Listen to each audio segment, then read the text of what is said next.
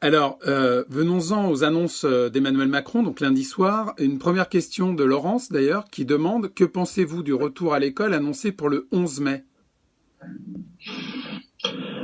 Alors, là encore, je suis censé être poli, mais je pense que c'est complètement con. Voilà. Je vais être très clair. Tel que c'est proposé, les enfants sont porteurs du virus. Ils font peu de formes graves, voire pas de formes graves. C'est l'exception. On a eu des cas, évidemment, des cas dramatiques, mais ça reste l'exception. Mais ils sont contaminés. Ils sont contaminés, donc ils sont contaminants. C'est-à-dire que comment est-ce qu'on peut imaginer, alors qu'on n'a pas les tests, pas les masques, que c'est toujours des situations de pénurie dans les hôpitaux, qu'on a réussi par cette formidable mobilisation à ne pas avoir ce choc qu'on craignait de débordement des services de santé, qu'on remette là une potentielle contamination massive en route en France, parce que c'est pas autre chose qu'on fait. Pour l'instant, il n'y a pas de logique qui a été dépeinte. Voilà, le chef de l'État nous dit on va tester les patients symptomatiques. Alors, il peut dire qu'on est en manque de tests. Déjà, ça sera la première chose. Il faut dire les choses telles qu'elles sont, parce qu'il faut regarder la réalité en face. On n'est pas dans un truc virtuel. On n'a pas encore assez de tests. Et donc, il nous propose, comme on est en pénurie de tests, même s'il ne prononce jamais cette idée, qu'on va tester les patients malades. Non, à la limite, il faudrait justement tester les patients pas malades, parce que les malades, c'est pas compliqué, ils sont malades, on dit qu'ils ont le Covid et on les met en confinement. Par contre, le problème, c'est tous les asymptomatiques. Ceux-là, on les voit pas, et c'est bien le problème de ce virus, c'est que il y a un nombre de formes très importantes asymptomatiques, et donc comment on peut imaginer qu'on ne teste pas les gens pour les remettre, alors qu'on sait qu'il y en a plein qui vont porter le virus. On va relancer la contamination.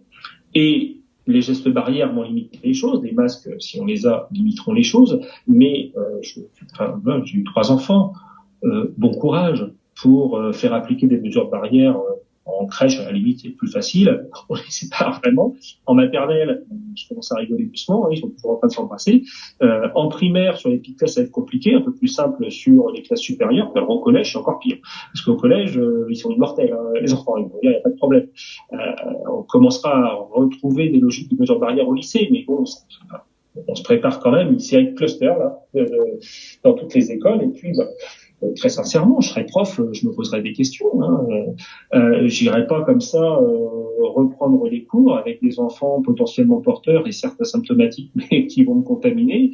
Les profs, il y en a plein qui sont pas loin de la retraite, qui ont des problèmes de santé, qui ont de l'hypertension, qui ont du diabète, qui ont toutes les problématiques qui nous ont poussés à confiner particulièrement ces populations. Donc, et puis, on n'est pas à l'abri de personnes qui n'ont pas de grands problèmes de santé, qui font des formes graves. On l'a vu en réanimation, c'est une des caractéristiques qu'on a notées, qu'on n'attendait pas au début.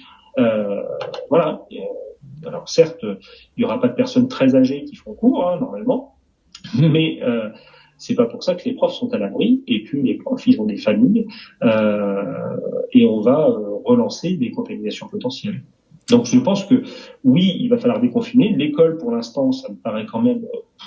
Enfin voilà, sur le plan sanitaire d'ailleurs, c'est pas là non plus une opinion personnelle. Hein. Le Conseil de l'ordre des médecins et l'INSERM disent la même chose. Faut surtout pas remettre les enfants à l'école, on va relancer les contaminations.